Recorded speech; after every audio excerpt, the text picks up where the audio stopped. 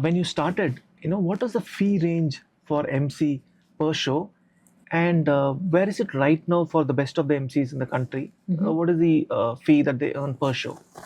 Right. So you could start with as small as 5,000 rupees for activation events.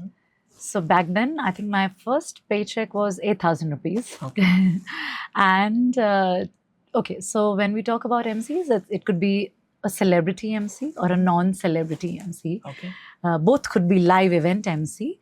But for that matter, if you are somebody as a public figure, you can earn at the moment maybe 4 lakhs and beyond. For sure. Yes, that's right. And if you are a non-celebrity MC, typically where the genre where I would be, of course, starting from as low as 5,000 to something over a lakh to 2 lakhs. But beyond 3 to 4 lakhs, you need to have that kind of sort of presence amongst the people.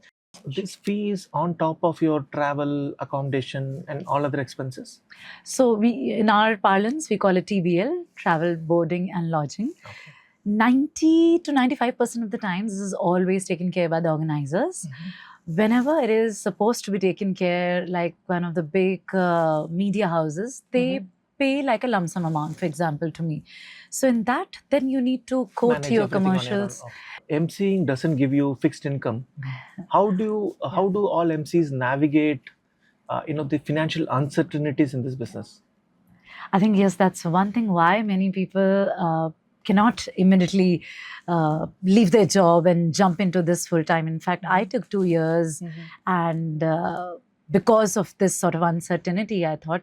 But thankfully, Kishore, I think in my case, God has been really, really kind that I've honestly not worked too much on the other streams of earning income. Okay. However, at the moment, of course, whatever you earn, thankfully, there's been touch with good business. So there's not been a need to till now. But having said that, I am planning in the same arena that I am in.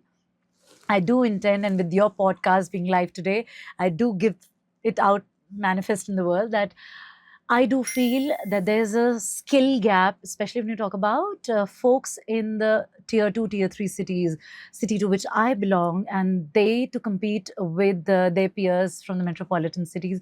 I do feel that communication is that one life skill that despite them being talented is still keeping them away from those top positions. Even when you talk about management, even when you talk about the top leaders, if they cannot communicate well, they cannot communicate that vision or idea. So I do wish, and I'm putting it out in the universe here, Kishore, for the first time publicly, I guess, I do intend to have my own finishing school, wherein I bridge that gap and I also connect these people in terms of how they communicate well, how in terms of etiquettes, be it dining, be it grooming, be it talking, presenting, and how they're able to better face the world. So this is the idea that we start small and both electronically. In Mumbai?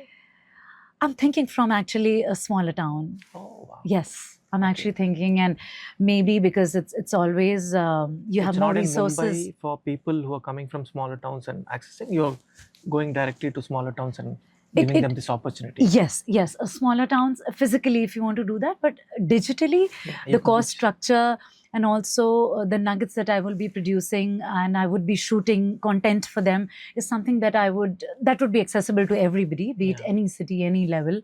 But in terms of physically fructifying it, of course, it's a big vision that way. There's something that would be more fulfilling, that encompasses all sorts of talking and I think connecting with people. So, that's a plan. Okay. For MCs, Shikha, what career opportunities exist beyond MCing? Voice acting that you could do. You could also be a trainer in the sense of not just soft skills, but even beyond your negotiation, your leadership trainings, all of that. So a training consultant, you could also do, so training, voice acting.